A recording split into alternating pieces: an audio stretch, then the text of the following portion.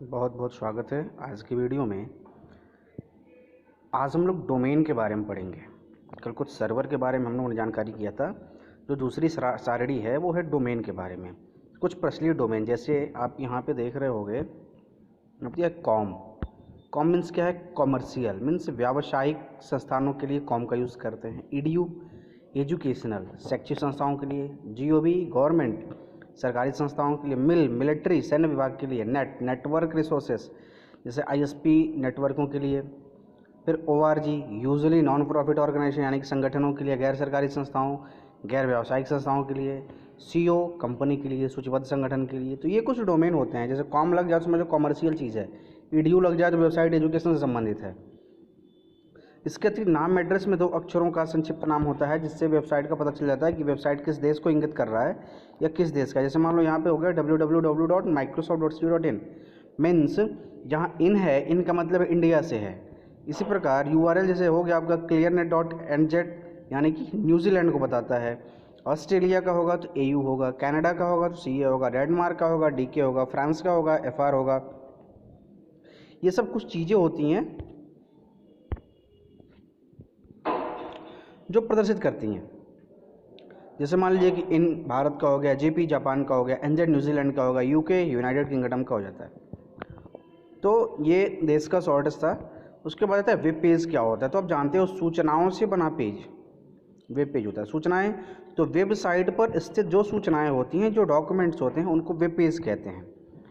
Web page HTTP प्रयुक्त करते हैं, यानी कि वेब पेज वेबसाइट से संबंधित होता है। जो वेबसाइट होता है वो HTTP आधारित होता है। वेब पेज और संबंधित कई तथ्य हैं जिन्हें समझ लेना लाभप्रद होगा। जैसे एक होता है होम पेज, किसी भी वेबसाइट का टॉप लेवल पेज होता है, यानी कि जब आप वेबसाइट को ओपन करोगे तो सबसे पहला पेज होता है वो इसका होम पेज होता है। वेब पोर्टल, यह एक ऐसी वेबसाइट होती है जो अन्य वेबसाइट्स को होस्ट करती है, यानी कि एक वेबसाइट को जैसे आप ओपन करोगे तो उसमें जाकर के अनेकों वेबसाइट को ओपन कर सकते हैं। दूसरे शब्दों में ये कहें तो एक वेब पोर्टल में बहुत सी अन्य वेबसाइट्स के हाइपर लिंक होते हैं। इन लिंकों पर क्लिक करने पर संबंधित वेबसाइट्स को ओपन किया। जैसे मान लो कि www.yahoo.com है। जैसे आप इसको खोलेंगे तो इसके पेज में जाएंगे, होम पेज पे, तो अन्य वेबसाइट भी एंटर करके उसको ओपन कर सकते हैं। ये वेब पोर्टल होता है। अगला आता है हाइपरटेक्स्ट ट्रांसफ़र प्रोटोकॉल यानी कि HTTP। कल आपको बताया गया था हाइपरटेक्स्ट ट्रांसफ़र प्रोटोकॉल इंटरनेट पर वेब पेजों को एक्सेस करने की विधि है। HTTP क्या है? वेब पेज को एक्सेस करना, वेब पेज को देखना, उसकी विधि है ये। यह इंटरनेट पर संपर्क करने के लिए एक प्राइमरी एक्सेस विधि है। HTTP सामान्यतः www के साथ कार्य करता है। कैसे कार्य करता है तो HTTP वर्ल्ड वाइड वेब पर यानी कि www पर हाइपरटेक्स्ट डॉक्यूमेंट्स को एक्सेस करने का कार्य यानी कि सूचनाओं को प्रदर्शित करने का कार्य कराता है। ये एक रूल है, HTTP प्रोटोकॉल है। चूँकि वर्ल्ड वाइड वेब नेट पर मल्टीमीडिया फाइलों को के प्रयोग को अलाउ करता है। वर्ल्ड वाइड वेब क्या करेगा कि नेट पर मल्टीमीडिया फाइल जैसे कि इमेज हो गया, टेक्स्ट हो गया, वीडियो हो गया, एनिमेशन हो गया, उसको देखना है तो www कार्य करेगा। तथा हाइपरटेक्स्ट फाइलें मल्टीमीडिया तत्वों से युक्त होती हैं। इसके लिए HTTP सामान्यतः www के साथ कार्य करता है, यानी कि दोनों का सामंजस्य बना रहता है। जब किसी URL का प्रथम भाग HTTP होता है, जैसे मान लो HTTP है www.w3schools.com, तब यह दर्शाता है कि आपकी मशीन यानी कि जो आपका जो कंप्यूटर है वह स्थानीय सॉफ्टवेयर एक HTTP फाइल की मांग कर रहा है, यानी कि HTTP फाइल का डिमांड कर रहा है, यानी कि जो वेबसाइट आप ओपन करना चाहते हो वो HTTP से संबंधित है। अगला जो टॉपिक है हमारा इलेक्ट्रॉनिक मेल का, यह बहुत बेहतरीन टॉपिक है और इंटरनेट के क्षेत्र में सबसे पहली चीज़ है जिसको इंटरनेट के यूज़ के लिए बनाया गया। इंटरनेट पर सर्वाधिक प्रयोग की जाने वाली अत्यंत उपयोगी सेवा सर्विस इलेक्ट्रॉनिक मेल या ईमेल है। ईमेल का पूरा नाम इलेक्ट्रॉनिक मेल। यह इंटरनेट की सबसे प्राचीन सेवा। सबसे पहले यदि इंटरनेट का यूज़ शुरू हुआ तो इलेक्ट्रॉनिक मेल से शुरू हुआ, ईमेल से शुरू हुआ। इसका आरंभ 2 यूजर्स ने, 2 कंप्यूटर चलाने वाले लोगों ने एक दूसरे पर मैसेज भेजने के लिए किया था। परंतु आज के समय में क्या है, ईमेल का विस्तार बहुत ज़्यादा हो गया है। लगभग सभी लोग इसका यूज़ कर रहे हैं। सभी एंड्रॉयड चलाने वाले लोग ईमेल का यूज़ करते होंगे, क्योंकि जब आप फ़ोन खरीदोगे और प्ले स्टोर में जाओगे तो सबसे पहले एक्सेस होगा तो ईमेल आईडी के द्वारा ही एक्सेस होता है। इसके अंतर्गत अनेक प्रकार के मैसेज का ट्रांसमिशन का कार्य होता है। कैसे होता है तो एक ही मैसेज को अनेक लोगों को भेजो। एक ही मैसेज में टेक्स्ट हो गया, साउंड हो गया, ग्राफिक्स हो गया, एनिमेशन हो गया, इमेज हो गया, यानी मल्टीमीडिया के सारे तत्व सम्मिलित हो सकते हैं। इंटरनेट के अतिरिक्त अन्य नेटवर्क्स पर भी मैसेज भेजने का प्रावधान है। इस प्रकार से संदेश भेजना कि रिसीवर जो है कंप्यूटर का उत्तर संदेश प्राप्त हो सके, यानी कि ऐसे मैसेज भेजना कि जो रिसीव करने वाला है वो हमारे मैसेज को पढ़ लिया कि नहीं पढ़ लिया, उसको मिल गया कि नहीं मिल गया, ये जानकारी हो जाती है। यदि मैसेज उस तक नहीं पहुंचेगा तो आपको जानकारी हो जाएगी, मेल बाउंस हो जाएगा। इस प्रकार ईमेल भौगोलिक रूप से अत्यधिक दूरी पर रहते हुए भी लिखित मैसेज को किसी व्यक्ति विशेष अथवा व्यक्तियों के समूह के बीच आदान प्रदान करने का एक बहुत अच्छा माध्यम है, सशक्त माध्यम है।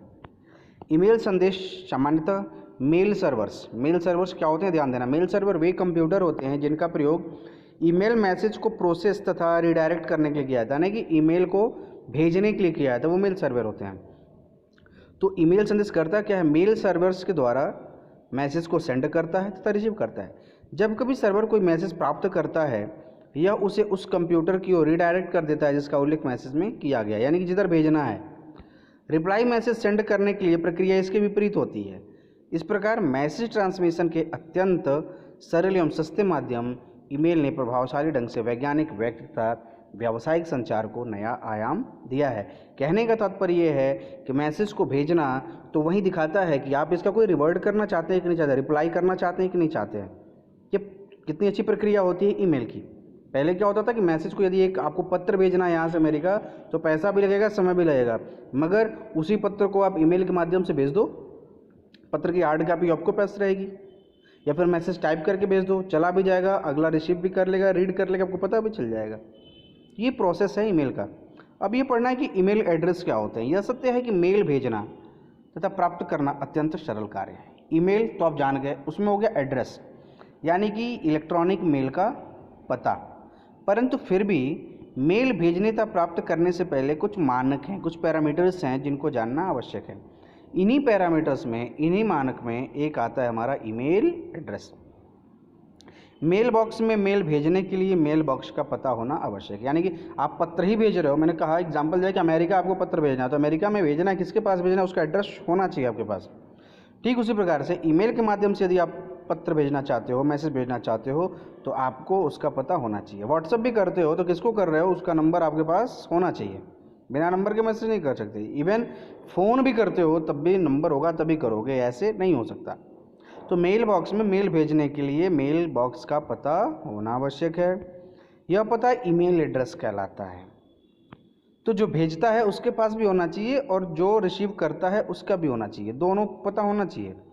आपको जहाँ कहीं भी मेल भेजनी है उसके लिए ईमेल एड्रेस की जानकारी होनी आवश्यक है। इंटरनेट यूज़र इंटरनेट से जुड़े या अन्य कंप्यूटर नेटवर्क से जुड़े ईमेल एड्रेस पर ईमेल भेज सकता है, जिसके लिए दो मानक हैं। पहला कि यदि आप ईमेल भेजना चाहते हो तो आपके पास ईमेल आईडी होनी चाहिए, या फिर जैसे मान लो कि आप व्हाट्सएप से किसी को मैसेज भेजना चाहते हो तो आपके फ़ोन में भी व्हाट्सएप होना चाहिए, आपके नंबर पर भी व्हाट्सएप चलना चाहिए। ठीक उसी प्रकार से यदि आप किसी को मेल भेज रहे हैं तो आपके पास भी एक ईमेल एड्रेस होना चाहिए, और जिसको भेज रहे हो उसका भी ईमेल एड्रेस होना चाहिए। भेजी गई मेल केवल रिसीवर ही देख सकता है। देखो ईमेल की क्वालिटी है, जिसको भेज रहे हो केवल वही देख सकता है, दूसरा कोई नहीं देख सकता है। क्यों देख सकता है वही? क्योंकि उस ईमेल का उपयोग करने से पहले उसे अपना पासवर्ड बताना आवश्यक है। जैसे कि आप मेरे पास मेल भेजते हो, मैं इसको ओपन करता हूँ तो पासवर्ड मेरे पास रहेगा, तो मैं ही देखूँगा। आप दूसरे को बताओगे तो दूसरा देखेगा। इस पासवर्ड के माध्यम से ही व्यक्तिगत मेल बॉक्स की सुरक्षा की जाती है। अब हमको जानना है कि ईमेल एड्रेस होता क्या है। तो ईमेल एड्रेस का स्वरूप सामान्यतः इस प्रकार, user name @host name.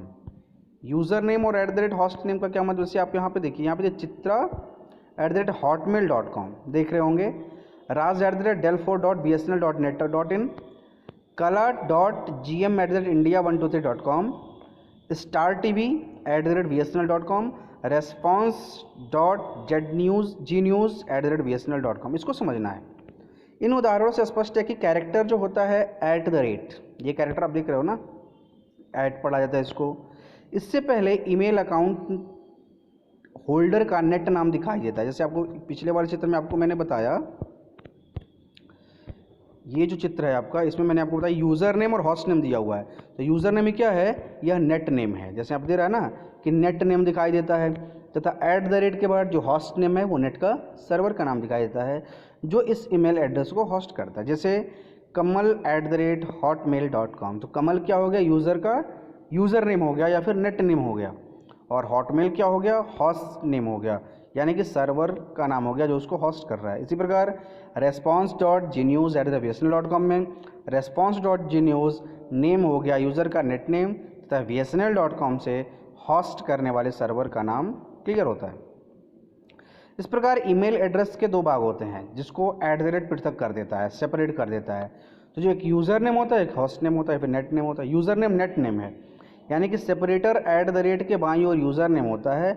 User name में ब्लैंक स्पेस नहीं आता, कोई ना कोई कैरेक्टर जरूर डालना है, डॉट डालो, कामा डालो, नाम लिखो, माइनस करो, अंडरस्कोर करो, प्लस करो, कुछ ना कुछ करना है, स्पेस नहीं छोड़ना है। जैसे यहाँ पे कमल के बाद स्पेस है, यहाँ पे देखो कमल के बाद स्पेस है, फिर जैन लिखा हुआ है, स्पेस नहीं होना चाहिए, वहाँ पे डॉट लगा दो, मगर यूज़र नेम में स्पेस नहीं होता। होस्ट सर्वर के लिए डोमेन नेम, @ के दाईं ओर का भाग सर्वर या होस्ट या नेटवर्क की पहचान कराता है जो आपको आपके ईमेल को सेवा प्रदान करता है। कभी कभी इसे ईमेल सर्वर भी कहा जाता है। यही ईमेल की सेवा प्रदान करेगा, ये आपके मैसेज को ट्रांसफ़र करता है। अब होता है कि ईमेल के लाभ क्या हैं, एडवांटेज क्या है। एक छोटा सा टॉपिक है, ईमेल विश्व के सूचना आदान प्रदान करने के मार्ग को परिवर्तित कर रहा है। मार्ग पहले था पोस्ट ऑफिस के द्वारा मैसेज भेजना, किसी के हाथ में थमा के पत्र भेजना, इस तरह से उसको कैसे हम आगे भेजते हैं। किसी को पहले कबूतरों के माध्यम से मैसेज आते थे, कुत्तों के माध्यम से मैं गले में बांध दिया जाता था, वो लेकर के एक स्थान दूसरे स्थान पर जाता था, ये प्रक्रिया होती थी। इसने कंप्यूटिंग के प्रत्येक क्षेत्र को प्रभावित किया है। ईमेल जब से आ गया, साथ ही साथ विज्ञान एवं व्यवसाय के क्षेत्र में भी क्रांति ला दी है। संपूर्ण विश्व के वैज्ञानिक इलेक्ट्रॉनिक मेल के माध्यम से अपने ज्ञान एवं विचारों का परस्पर आदान प्रदान कर सकते हैं। ये वैज्ञानिक जो सुदूर स्थित स्थानों पर एक जैसे प्रोजेक्ट पर कार्य करते हैं परंतु आपस में मिलने से, ये ईमेल की सुविधा है कि काम यहाँ करना है मगर मेल के माध्यम से ही कर लेना है, वीडियो कॉल करके कर लेना है, मिलने की ज़रूरत ही नहीं है। अपना कार्य ईमेल के माध्यम से सरलतापूर्वक कर सकते हैं। इसी प्रकार व्यवसायी व्यक्ति भी अपना कार्य ईमेल के माध्यम से कर सकते हैं।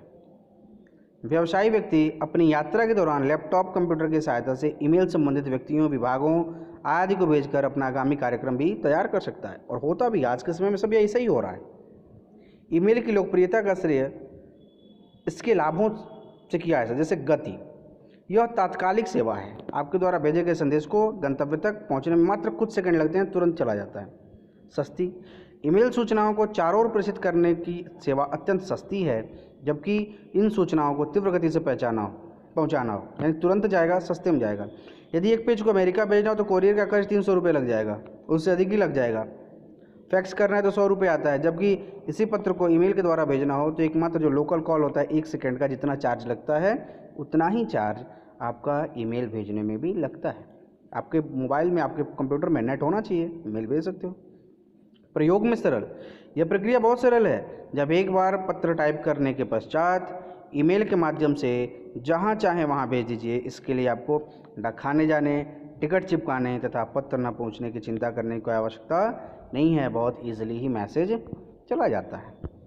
अपशिष्ट की कमी, अपशिष्ट की कमी क्या है कि ईमेल के माध्यम से आधुनिक कार्यालय का स्वरूप ही परिवर्तित हो गया है। विभिन्न सूचनाओं को भेजने तथा प्राप्त करने के रिकॉर्ड को रखने के लिए कंप्यूटर्स का प्रयोग होने लगा, यानी जो भी डाटा रखना है कंप्यूटर में रखो। कागज़ की निर्भरता कम हो गई है, कागज़ की ज़रूरत ही नहीं है, टाइप करो मेल भेज दो। पहले क्या था, पत्र लिखो फिर उसको भेजो। तो कार्यालय में अपशिष्ट कागज़ों के रख रखाव की आवश्यकता ही ईमेल ने समाप्त कर दिया है। एक से अनेक, यानी कि एक ही पत्र को तैयार करके आप उसे एक ही समय में चाहो तो अनेकों लोगों को भेज सकते हैं, बार बार करना नहीं, एक बार ही भेज दो। यहाँ पे थोड़ा एक साथ या एक ही करके, जैसे मन करे वैसे। रिकॉर्डों का रख रखाव, सभी ईमेल संदेश एक फाइल के रूप में कंप्यूटर में संग्रहित रहते हैं। अतः आप किसी व्यक्ति के से किए संदेश आदान प्रदान का रिकॉर्ड रखते हैं, यानी भेज रहे हो तो सेंट मेल में होगा, आया तो इनबॉक्स में होगा, आज देख लो। जब आप डिलीट करना चाहोगे तभी डिलीट होगा, वो अपने आप डिलीट नहीं हो सकता। मल्टीमीडिया का स्वरूप, यह मल्टीमीडिया माध्यम है, अर्थात आप पत्र के माध्यम से केवल लिखित ही नहीं ध्वनि भेज सकते हैं, आवाज़ की रिकॉर्डिंग, मूवी भेज सकते हैं, चित्र भेज सकते हैं, एनिमेशन भेज सकते हैं। और सबसे बड़ी क्वालिटी है स्टेबिलिटी की, अस्थायित्व। किसी संदेश को ईमेल के द्वारा भेजना एवं प्राप्त करना एक अस्थायी माध्यम है, अर्थात आप इसको भेज दो, प्राप्त कर लो, आज नहीं 2 साल के बाद पढ़ो, आपके मेल में है तो आप उसको धैर्यतापूर्वक पढ़ सकते हैं, वो डिलीट नहीं होगा। कागज़ में क्या है, आप रख दो 2 साल तक तो पता चलता है कि इंक उड़ने लगता है, ऐसी दिक्कतें आती हैं। मगर साथ में ईमेल के कुछ दोष हैं। पहला, हार्डवेयर की आवश्यकता। आपको ईमेल पढ़ने तथा प्रिंट करने के लिए सदैव कंप्यूटर की ज़रूरत, प्रिंटर की ज़रूरत पड़ेगी। गुणवत्ता में कभी नेटवर्क की कमी का, जैसे मान लो नेटवर्क आपका स्लो चल रहा है, बहुत स्लो चल रहा है, तो ईमेल जो हमारे संदेश है ना आधे अधूरे आते हैं। जैसे पहले आपको पता है कि ना पैकेट में मेल जाता है तोड़ तोड़ के क्रमानुसार, तो पहले तो आ जाएंगे फिर बाकी होल्ड हो सकता है। यानी नेटवर्क कम है और आपकी ईमेल की साइज़ ज़्यादा है तो कुछ ही मेल आएगा, कुछ ही मैसेज आपको प्राप्त होगा। अगला है तीव्र माध्यम। ईमेल के प्रयोग से अधिक सरलता के कारण कभी कभी संदेश भेजने में गलती हो जाती है, इसका बाद में खेद होता है। जैसे मान भेजना कुछ और है, जल्दीबाजी में कुछ और भेज देते हैं, यानी कि हम क्या होते हैं, ओवर कॉन्फिडेंस में हो जाते हैं कि बहुत नेट की सुविधा है, सब सही होगा, तो ये थोड़ी गड़बड़ है। अगला है, इसका सबसे बड़ा दोष है भाव रहित। मशीन है ना, मशीन के पास कोई भाव नहीं होता है, कोई इमोशन नहीं होता। संदेशों के आदान प्रदान में भावों को सही प्रकार से प्रदर्शित नहीं किया जा सकता, जिससे कभी कभी प्राप्तकर्ता को संदेश की वास्तविकता का आभास नहीं हो पाता। जैसे मान लीजिए कि आप किसी कार्य के लिए बहुत खुश हैं या फिर बहुत दुखी हैं, तो किसी को मेल भेजोगे तो वो आपकी ना खुशी को जानेगा ना आपको दुख को जानेगा, केवल आपके मैसेज को पढ़ लेगा। जैसे मान लो कोई व्यक्ति आपके सामने रो रहा हो तो आप उसकी बातों को बहुत दयालुता से सुनेंगे, परंतु वही व्यक्ति अपनी बातों को मैसेज में लिख के भेजेगा तो क्या उस पत्र में से आंसू निकलेगा? उतने इमोशन से आप उसको नहीं पढ़ेंगे, कोई भी नहीं पढ़ेगा, क्योंकि मशीन है ना, इमोशंस नहीं प्ले करता है। तो आज का टॉपिक भैया बहनों यहाँ पे ख़त्म होता है। अगला टॉपिक चैट का है, जिसको हम लोग कल स्टार्ट करेंगे। आज के वीडियो को देखिएगा, लाइक करिएगा, शेयर करिएगा, सब्सक्राइब करिएगा। बहुत बहुत धन्यवाद।